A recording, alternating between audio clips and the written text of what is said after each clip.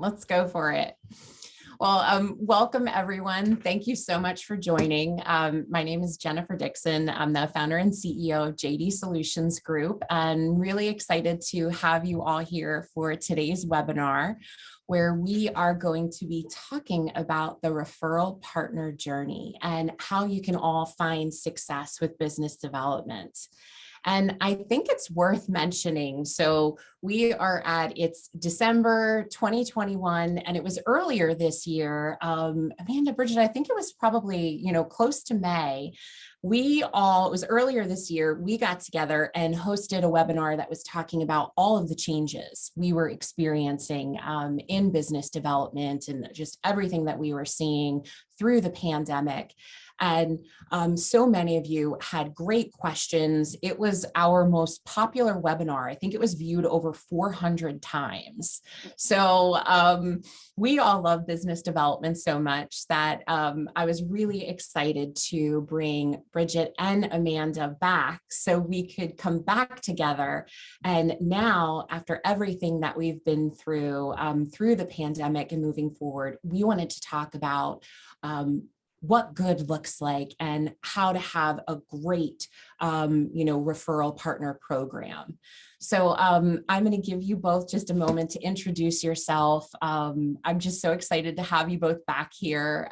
So Brigitte, you want to get us started and introduce yourself? Sure. Thanks for having me back. It's actually really exciting to talk a little bit about what's happened since we met last in May. I'm a vice president of sales for Sunrise Senior Living, and my heart is in business development. I actually was one of the first area managers of business development that was hired into the program that Sunrise launched for business development back in 2011. So I've been doing business development in the senior industry for quite some time, and now leading it, obviously, with my team. So super excited to be here. Thank you for having me. Yes. Yeah. Thank you for being here. Amanda? Oh, thanks so much. And I echo what Brigitte just said, so excited to be back here, and we're so passionate about this topic. So lots and lots of fun to dive into it with both of you again. My name is Amanda. I'm Director of Business Development and Community Integration at Chartwell Retirement Residences. So for those of you who might not be as familiar with Chartwell, we are the largest organization for senior living in Canada. And I've been with Chartwell now for 11 years, but had the pleasure in the last 3 years of sort of crafting and spearheading the business development program for the organization. So I've been in senior living sales my entire career from outside of university, which was obviously just a few years ago.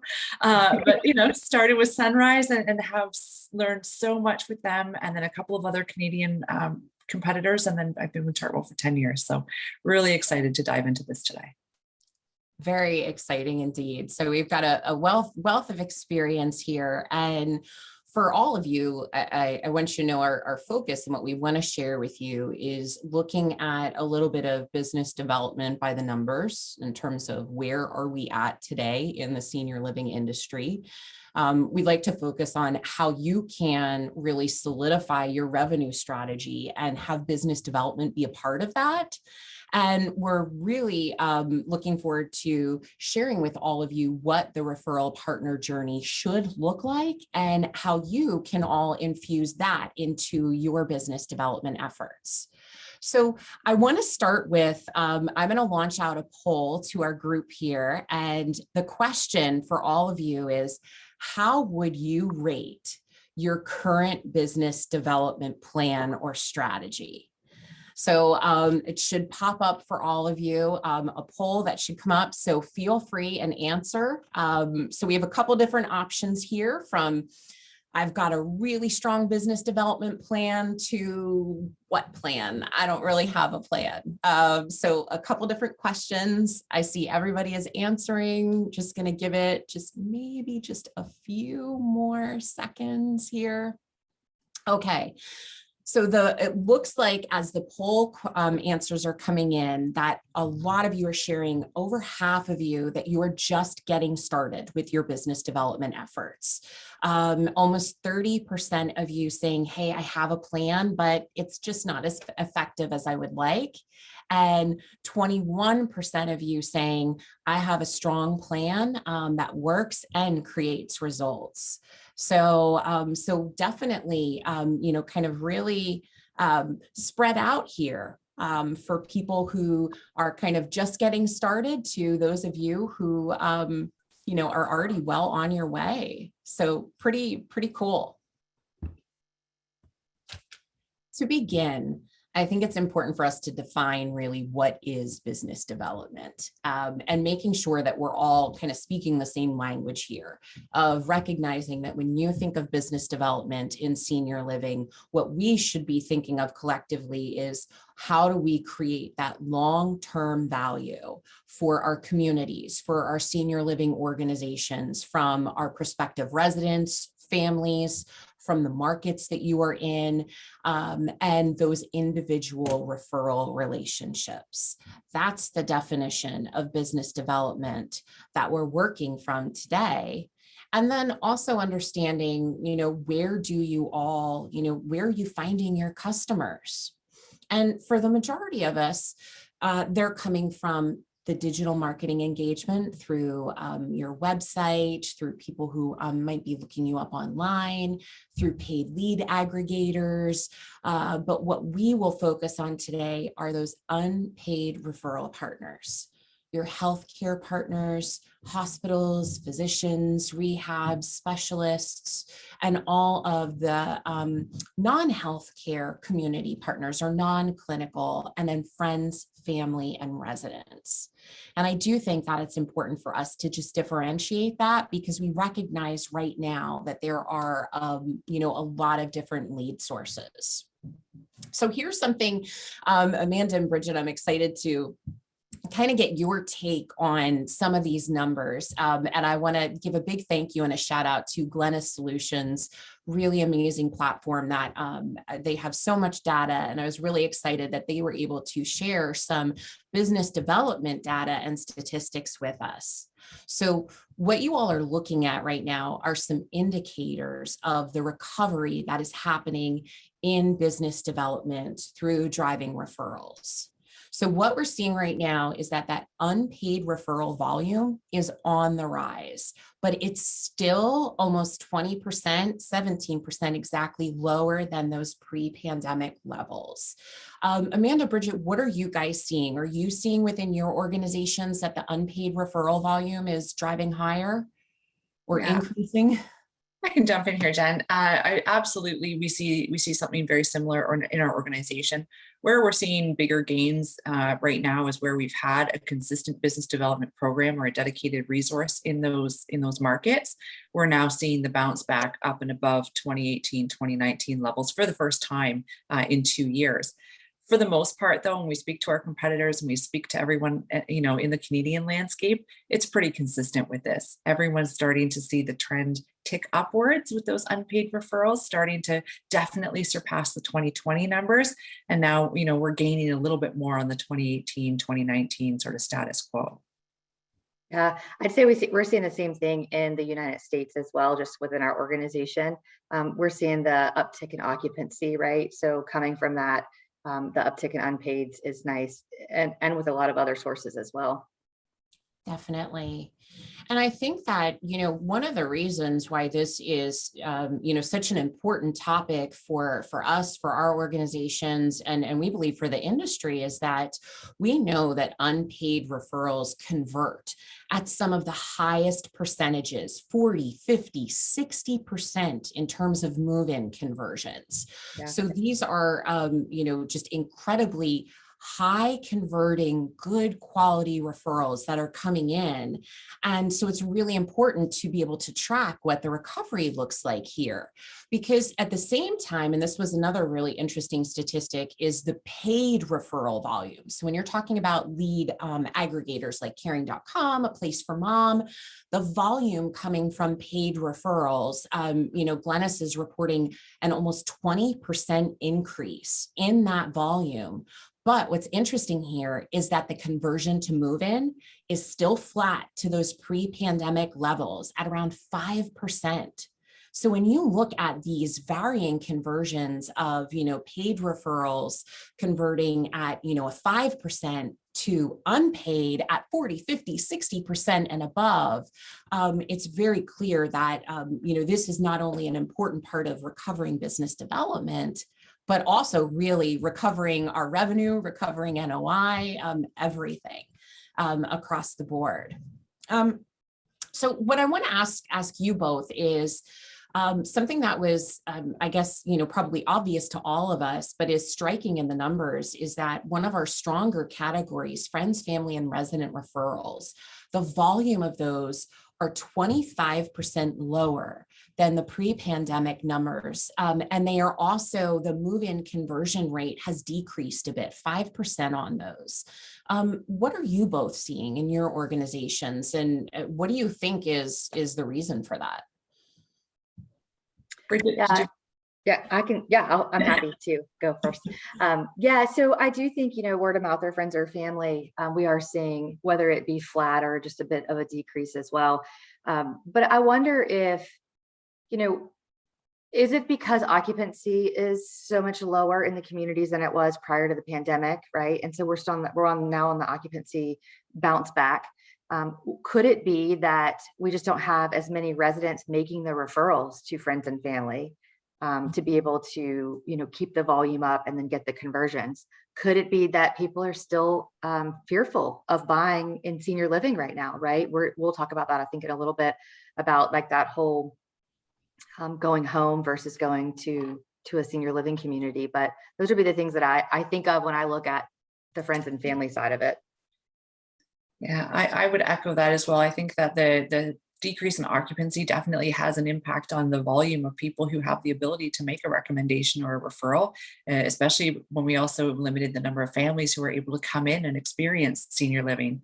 One of the things that, we sort of traditionally leaned on is the ability to have a family or a friend or a resident bring someone in for a meal and sit down and sort of have that in-person experience, which was really, restricted during the last couple of years with COVID restrictions and various visitor restrictions. The other piece I think that we could consider with family and friends is enablement. Are we providing the tools? Are we enabling them to make the recommendations now? And now that restrictions are starting to lift and we're starting to shift, a little bit more towards the new normal, what tools have we provided our sales teams to enable them to sort of empower their residents and family members to make that recommendation? Yeah, I would say I would agree with that too. Another thing I think about is how comfortable are we within our own organizations or within our own communities to have a conversation with our peer leaders to find out, should we be pushing friends and family right now? How comfortable do we feel about the pulse in the community? I mean, there's a lot of change that's happened in the industry, right? There's a lot of staffing concerns, I think, across nationwide, probably in Canada too. Which has changed a little bit of the business model, I think, for a lot of companies. So how comfortable are we with the fact that friends and family would be, our residents are happy, and I think that's something that every company needs to be looking at as well. Definitely. There's, the numbers really, they tell part of the story. And I think that's why this is so fascinating, because we have to, kind of dig more into the why and the what of what's, truly happening in real time. So, and with that, there's definitely, some trends that we've seen historically in senior living. We know that unpaid referrals are, of course, they're the highest converting, one of the highest converting referral sources. But the trend that I'm really excited about is that we're now starting to see senior living operators dedicating full-time roles to business development. So, this is something that, and I know you guys both get kind of excited about this because you're both, leaders and, have built teams, specifically business development teams.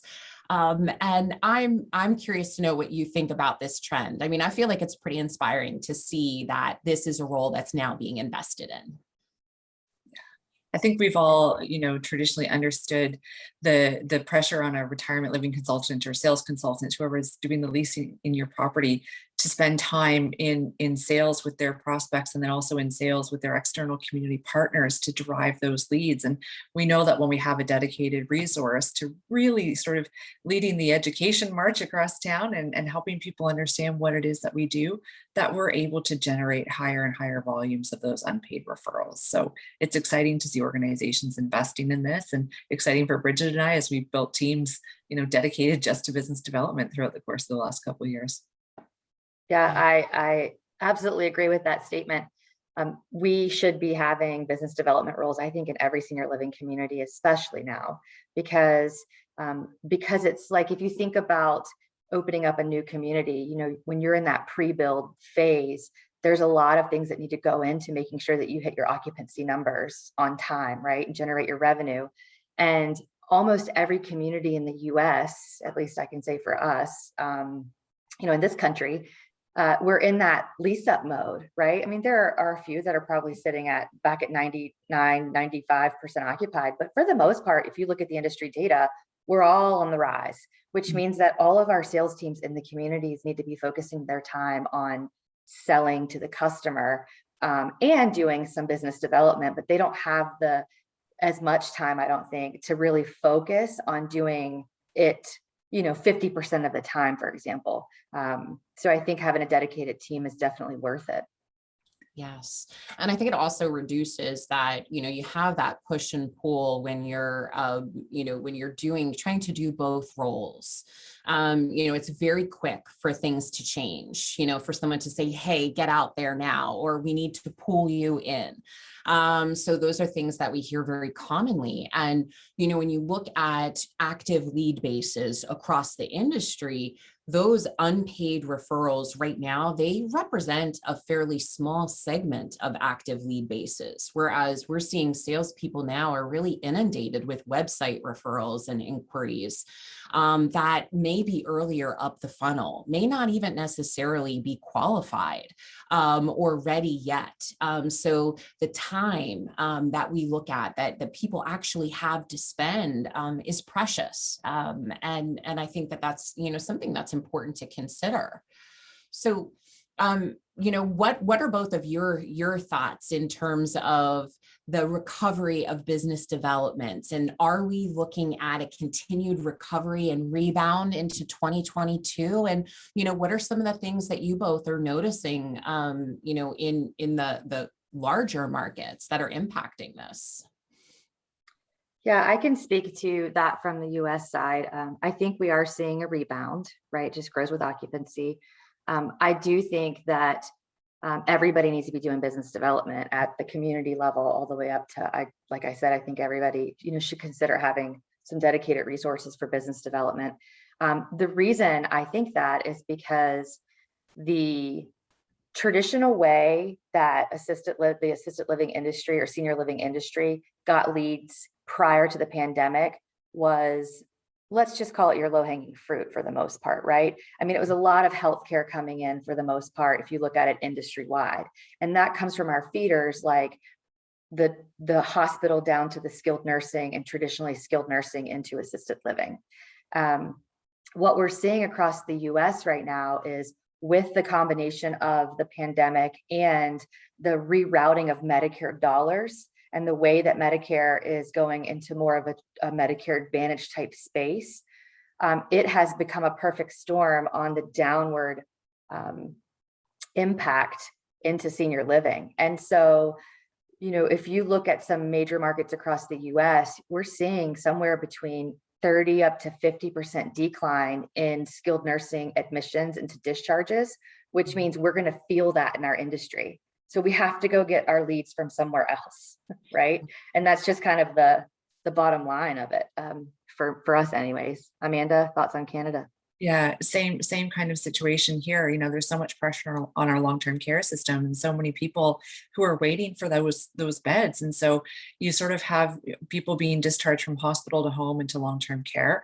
We also have those acute care needs getting pulled out of retirement and going to long-term care. So it's kind of a, there's two back doors right now. Making sure that our community partners, our business development partners are educated. They understand what assisted living means, what memory living means, what senior living outside of long-term care and home care means is critical right now, because there are so many people who have imminent needs and they don't know where to send them. They're used to sending them straight to home or promoting home as the only option. So for us to get in there and do the education right now is paramount. Mm-hmm.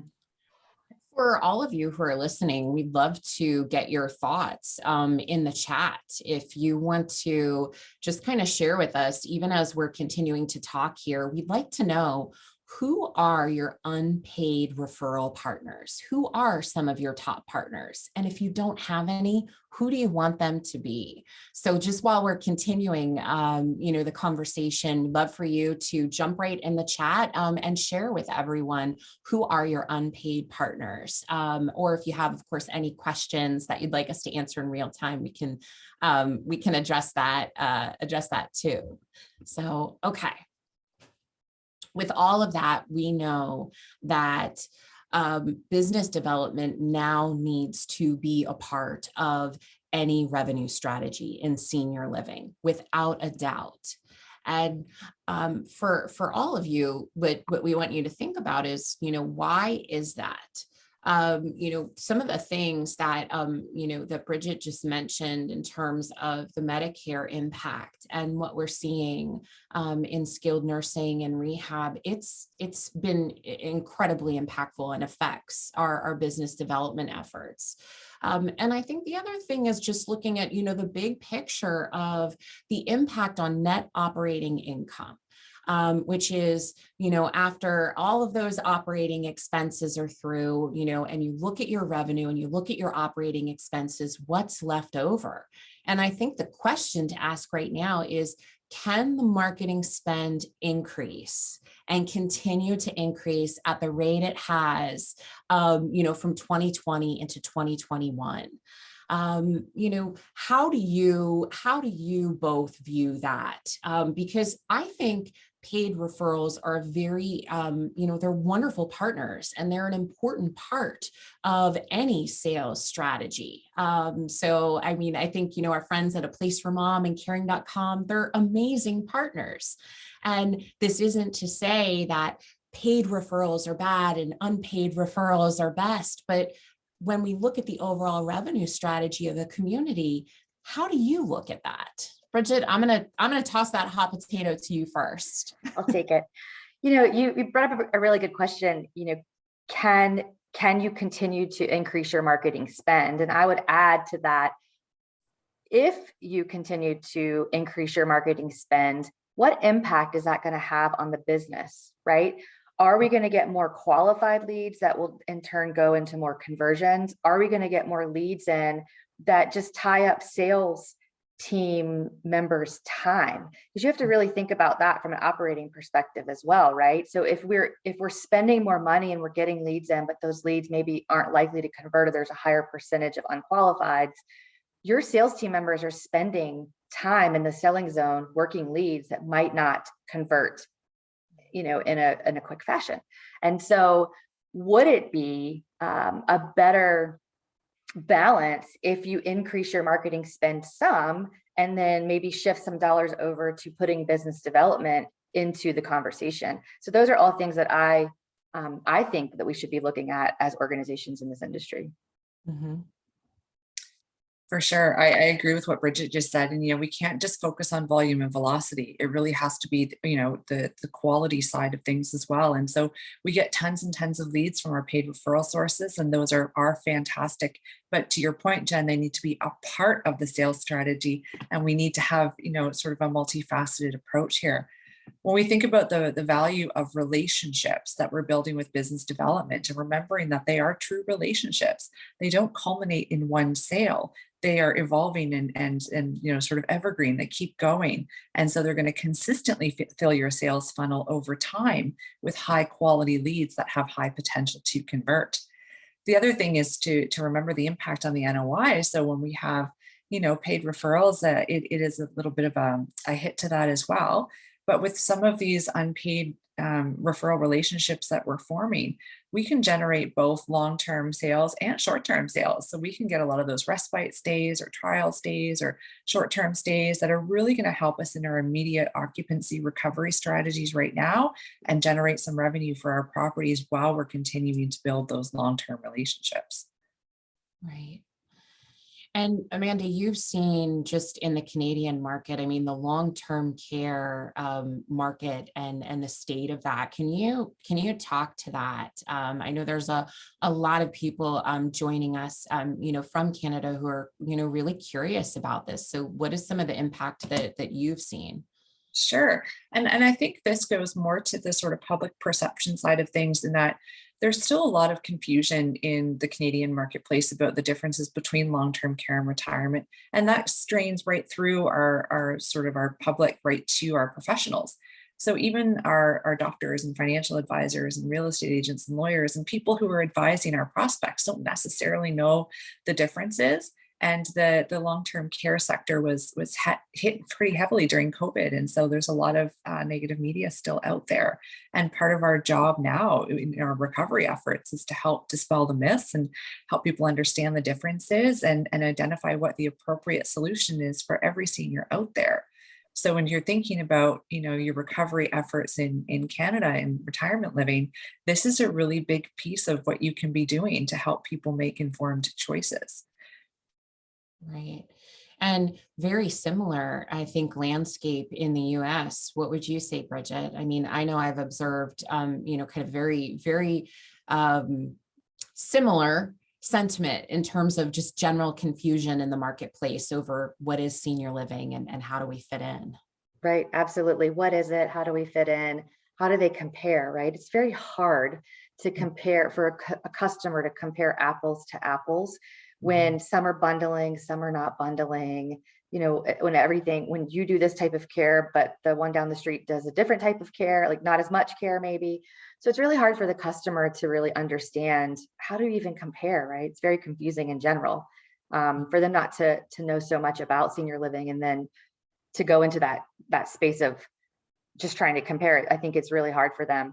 I think we need to band together more as an industry to drive messaging to the customer about just senior living in general. I think we had talked earlier about, the assisted living associations in a lot of states are now working together with our Gentum, the umbrella of the industry association, to really try to figure out what a marketing campaign will look like to help elevate senior living as an industry, not only for the customer, but for staffing too, right?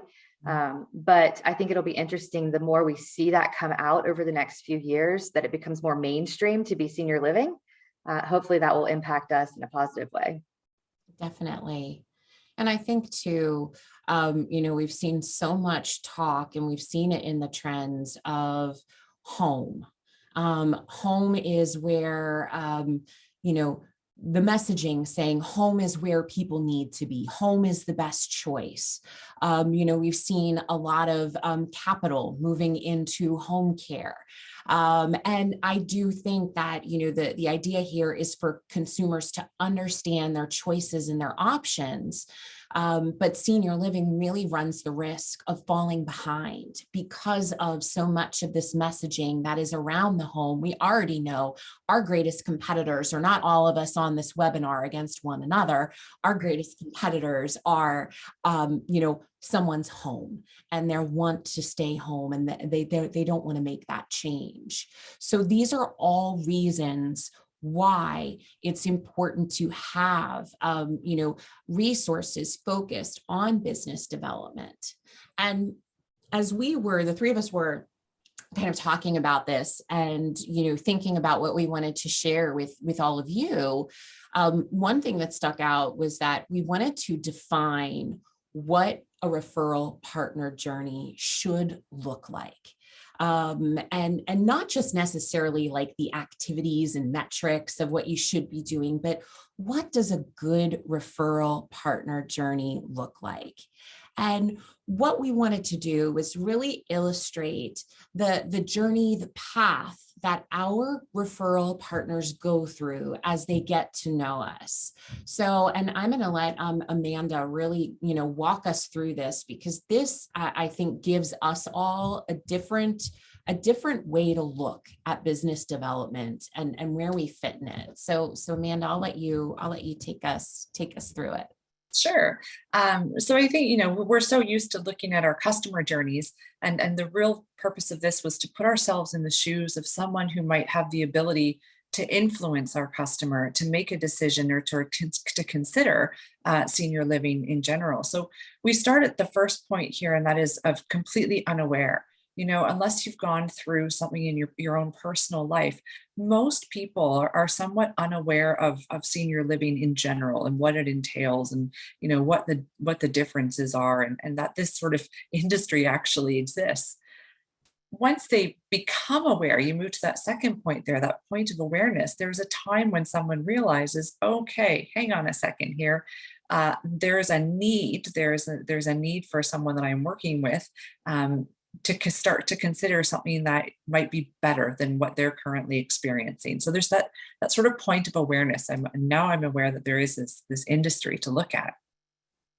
From there, they have to start to understand senior living. So what is it? What are the various components that make up this industry? What is the difference between assisted living and memory care? And what is the difference between, skilled nursing and retirement living? And how do all of these things fit together? How do I really understand what it is that this whole industry does? And as they learn and ask questions and attend seminars, like they start to gather that information and develop a real understanding of what it is that we do in this industry. Once someone understands it, though, that doesn't necessarily mean that they believe in it. You might understand that you have to go to the dentist. You might not believe you need to do it. So, we move from that understanding to that point of believing in it. I do believe that this is something that would be good for my clients, for my patients, for my friends, for my family. I believe in this, product or service that I'm considering. And once someone believes in it, and not until they believe in it, can we start to move into brand confidence, right? This is the part now where we go from believing that we don't need the horse and buggy, we should actually consider using an automobile, a car, to now we can start to look at, well, if I'm going to buy a car, what kind of car should I buy and why should I go with that particular brand? This is where we can, all sort of help our partners understand what it is that makes our brand different and wonderful and special, and why they should, have confidence in our brand. This is where you're building the relationship, and you're really sort of helping them understand that you're going to follow through on the things you promise, and that you're going to deliver on those things. And that's going to help someone increase their brand confidence. Once they're confident in that particular brand, they feel good about it, they believe in what we're doing. Now you're going to finally move to that final step, which is the willingness to refer. And I think, in a lot of our conversations prior to this day, when we were putting things together, we talk about the fact that a lot of people sort of start with the unaware. They help them become aware of who we are, and then we want them to send us referrals. Well, hang on a second. We've missed a whole bunch of the sort of psycho piece of this in the psychology of this journey.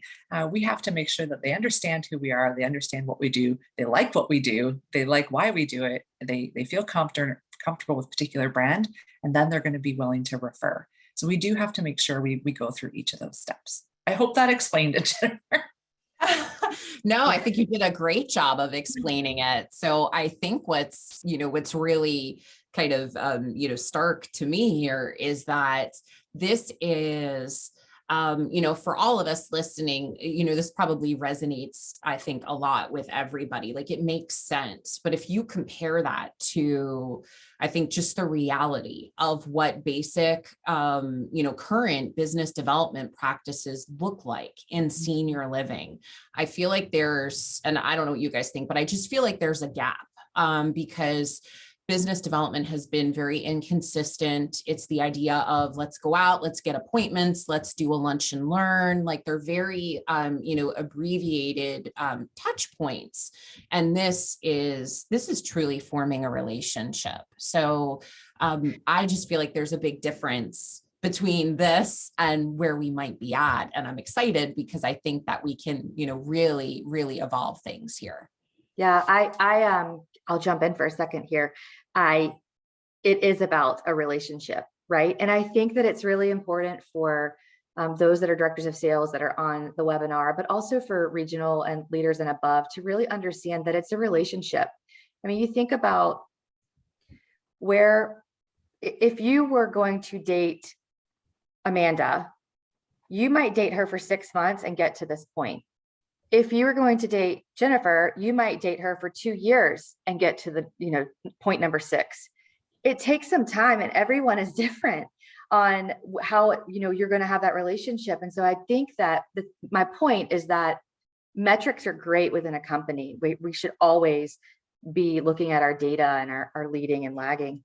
But we also, as coaches, need to really understand where the customer is in the journey and where the director of sales needs to be on the advances. So what does good look like? It doesn't always go from unaware to point of awareness to referral. That it doesn't always go there. It's got to go through the process, like Amanda says, and in that time frame could be different. And so as long as we're moving, like I guess the question should be, where are you in your referral partner journey with your real estate agent or your hospice company or the financial advisor, right? Those are the conversations we should be having at the community level when we're doing business development. And then what do you need to do next to get to that next level? Absolutely. And recognizing, I think of even just recent interactions that I've had that, I have, or communities have referral partners that maybe have like good brand confidence, like they do have confidence in your brand. They know your community. Doesn't necessarily mean that they, number 3, understand senior living fully, understand the financial implications of it. I've talked to case manager after case manager after case manager who says, you know what, I just don't think I have people who are qualified.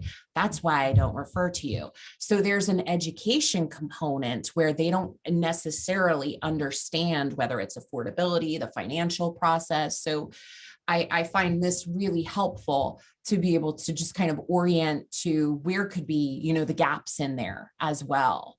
So yeah. I don't know. That's a really cool point that you just made too there, Jennifer, though, is that sometimes we silo our approach with our influencers based on their industry. And so when we're speaking to our financial partners, we're speaking about retirement living affordability. And when we talk to our healthcare partners, we're talking about levels of care. But, maybe to help them through this journey, we need to talk to our healthcare partners about affordability. And we need to talk to our financial partners about levels of care, because we don't, they don't know those pieces.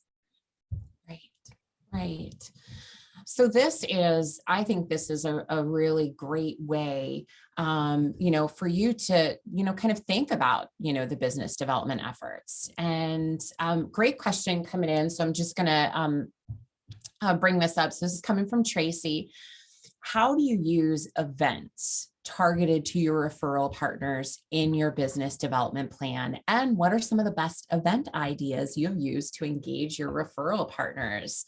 Okay, really good question coming from Tracy. So guys, who wants to take that first? I bet we all have like good ideas here ready to throw at you, Tracy. So right. Well, post-pandemic, I think everybody enjoys a good bottle of wine or maybe 6-pack, but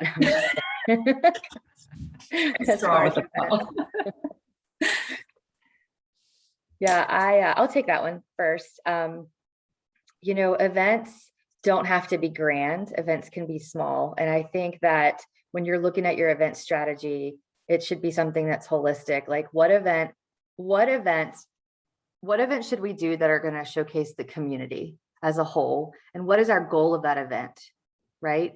And then you can also look at it in a smaller bucket. What are some events that I can do specifically for real estate agents, or maybe case managers, right? That might appeal to them as a group. And then what is my advance from that?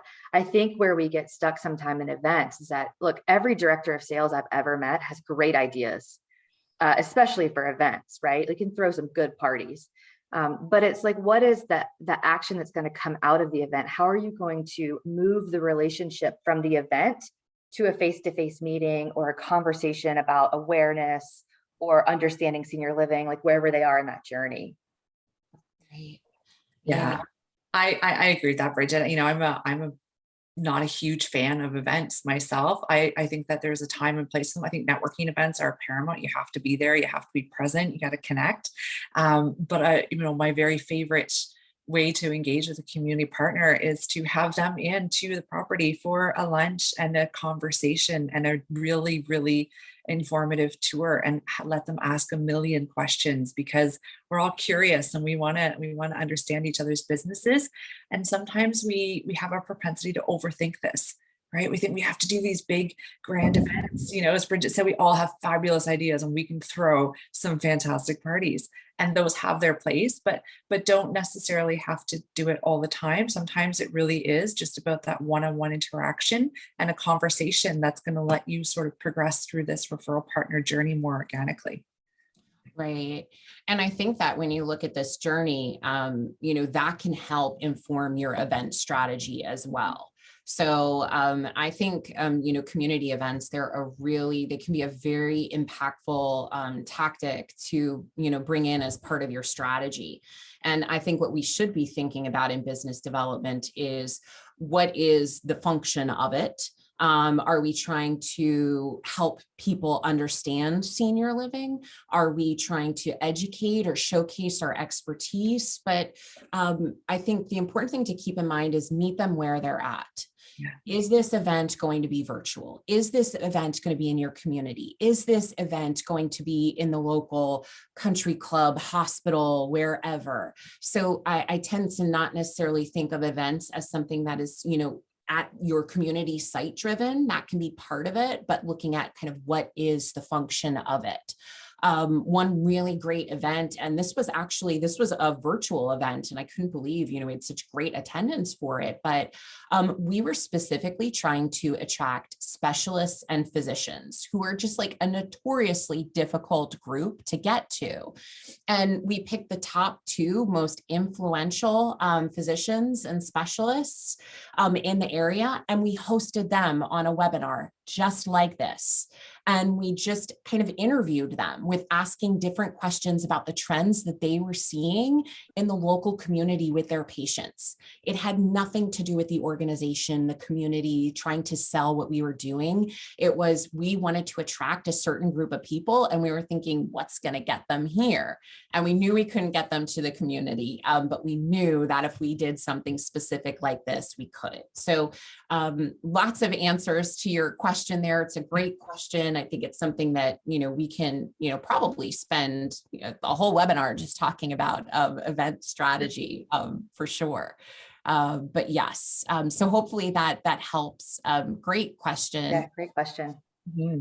So as you look at where to begin, and, you know, kind of taking that in mind, the referral partner journey, there's a couple questions that you need to think about, you know, for your own efforts. And I think the first is, and this is a question that, you know, I guess, you know, may sound silly, but it's a very real question.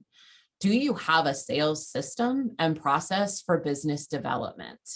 And this should not be the same system that you are using to work with your prospective families. There can be similarities. I think there's a lot of things that really blend together nicely, but your sales process that you follow for business development and your referral partners is a different process than what is used for prospective families.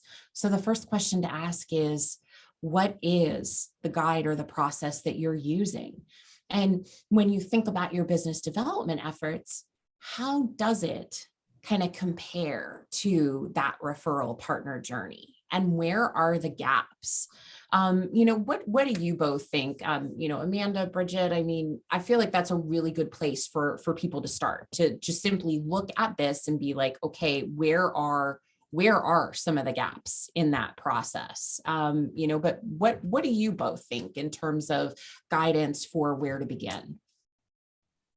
Yeah, I think Bridget and I we were talking about this the other day, just taking a look at who are your top referral sources and who's currently sending you business. And when you look at those sources, where are they in that journey? If you could do sort of an analysis of all of your partners or organizations that you work with and sort of place them on that map, where do they fit in? And what are you going to do to advance them to the next stage in the process? Yeah, I would agree with that. I mean, I'm a tactical person, so I would take that and put it on a spreadsheet, right? I would take all my top 20 or top 15 or 5 or however many I'm working with, and I would create the columns of the referral partner journey, and I would checkbox, they're unaware. Oh, I think they're at, understanding senior living options. Like, I would figure out, first of all, visually where they were, because when I really think through it, where I think they might be and where they actually are based on the notes and the conversations that we've had might look different. Yes. So I would do a true assessment of that first and figure out where the gaps are. Yeah. And it is, I think it's really important for us to look at, you can be metric focused and results focused without putting an overemphasis on quantity. So, simply looking at, and I think, if those of you who are listening, so if you have communities that have multiple levels of care, or if you have an organization that has, multiple types of properties, from active adult to independent living to care, looking at, where are the gaps right now? So if you traditionally run, quite full in memory care, but, assisted living is lagging, or independent living is lagging, some of that helps guide your business development efforts as well. So you're not left trying to take that shotgun approach of, trying to cover all ground and everything all at once, but focusing in on, as Brigitte and Amanda said, those real top 10, top 20, whatever your list might look like, focused referral partners where you can have deep relationships. And I think the last comment that I'd like us to kind of talk with the group about is the idea of the resources, both from a people standpoint and from a marketing standpoint, that senior living communities need to be successful. Because it really, it kind of breaks my heart when I see sales counselors, sales directors who are trying to do everything. And people, I know our sales teams are working harder than ever. And I think we have to take a really good look at, are we setting people up for success? So how do you both look at that? Brigitte, what are your thoughts? How do you consider the resources that people need? Yeah, a lot of resources, but the first thing to look at within your company is to think about, of the marketing collateral that I have, does it speak to the customer or the professional? Because what I've seen in my career is oftentimes we have robust marketing collateral that speaks to what we do within the community, but it's customer facing. And so we use that with our professionals, but then it's a little bit awkward, because while it's great, it doesn't necessarily speak to what is driving the professional to refer the customer to you. So I think that it's important that we have two channels of, information that goes to the professional and to the customer. That would be my first thought. Amanda? Yeah, I echo what you're saying, and also think that we need to remember that inside sales and outside sales are two very different skill sets in some cases. You're still selling the same product, but rather than answering the phone, now you're making the call, and that can be a little bit daunting for some individuals. So making sure that they have the tools and the resources to support that process, to Bridgette's point, is very, very important. The other thing is that, the question here is, do we have the resources, the people at the organizational level? And for those who are higher up in their organizations and listening to this call today, you really have to consider, do you have an actual strategy in place? And do you have people or a person to lead that strategy for your organization, not just the tactics to support it at the property level? Because you do need someone to kind of drive this program if it's going to be successful long term. Yeah, I would just add to that too, regional support or educational sales training support, whatever it looks like within your organization. We typically find that directors of sales that are amazing at closing and working with the customer maybe aren't always comfortable going out and doing business development, right? And it could be vice versa. You could hire an outside salesperson, put them in an inside sales seat, and they might not always be 100% on their game because it's just not their skill set. So how do we develop that director of sales, those of you that are sitting in the seat, to do the job of external business development, right? How do we get you there instead of just telling you to go do it and hit the numbers? I mean, you have to coach through that and talk through that. And I think that we as organizations need to look within at that as well. Yeah, that's a really good point. That would be a fun poll to do, Jennifer. Yeah, I think it definitely would. I mean, I think if you ask any sales counselor, sales director out there, what resources they need, I bet, all the answers probably lie right there. But I think we've hit on some of the most important pieces that, making sure that, as you look at the referral partner journey, evaluating your top 10 referral partners and looking at where they're at in that journey, and how you can help move them forward. And then even, for those of you who are listening, when we talk about marketing support, I know some of that can come from a corporate office. You may not be able to do some of that, but there's so many things I think that you can do at the local level in terms of whether it's videos or testimonials or simply asking your referral partners, what are their pain points right now? What's hard for them? What are they seeing with their patients? Or if you're talking to churches, what are they seeing with their congregations? What are the challenges that they are finding their older adults are facing? So I think if we go back to, some of those, really important questions, it's going to help really help guide us. So I think that what we want to share is just thank you so much. Thank you for, being with us. Great questions. And we'd also like to just let you know, you can connect with each of us on LinkedIn. Feel free to reach out to us there if you have questions. We're all very accessible. So feel free to reach out at any point in time, but just want to thank all of you for being here today and joining us. So thank you. And of course, I can't leave without thanking Amanda and Brigitte. Thank you both so much for coming back and being a part of this. You have so many great things to share that cannot be condensed into an hour. So thank you both so much. Thank you for having us again, Jennifer. Always a good time to discuss these things with both of you.